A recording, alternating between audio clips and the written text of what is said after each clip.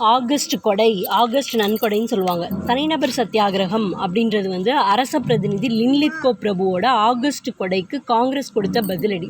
ஓகேவா? தனிநபர் சத்தியாகிரகம் அப்படின்றது அரச பிரதிநிதி இருக்கார் இல்லையா, லின்லித்கோ பிரபு, அவர் வந்து ஆகஸ்ட் நன்கொடை அப்படின்றத அறிவித்தார்.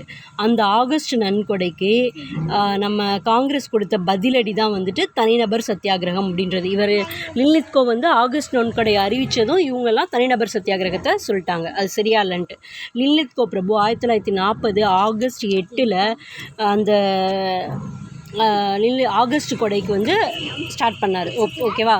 அப்போ வரையறுக்கப்படாத ஒரு தேதியில் டொமினியன் அந்தஸ்து அதிகமான இந்தியர்களை கொண்டு, அப்போ அவர் என்ன சொன்னார்? 1940 ஆகஸ்ட் 8 ஆகஸ்ட் நன்கொடைன்னு சொல்கிறதுல லின்லித்கோ பிரபு என்ன சொல்லியிருக்காருன்னா, வரையறுக்கப்படாத ஒரு தேதியில், சொல்லவே இல்லாத ஒரு தேதியில் டொமினியன் அந்தஸ்து தரேன்னு சொல்லியிருக்காரு. ஓகேவா?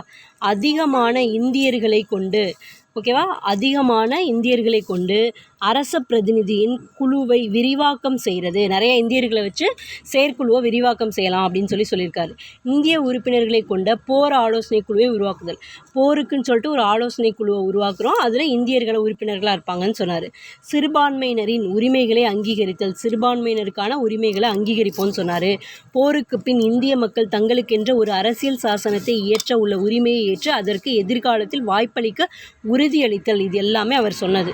போருக்கு அப்புறமா இந்திய மக்கள் தங்களுக்குன்ட்டு ஒரு அரசியல் சாசனத்தை இயற்ற உரிமையை ஏற்று அதற்கு எதிர்காலத்தில் உருவாக்கிக்கங்க அரசியல் சாசனத்தை அப்படின்னு சொல்லி கொடுக்குறோம் அப்படின்னு சொல்லி இந்த மாதிரியான சலுகைகள்லாம் தர்றோம் லின்லித்கோ சொன்னார். ஆனால் அதை காங்கிரஸ் ஏற்றுக்கலை. ஓகேவா?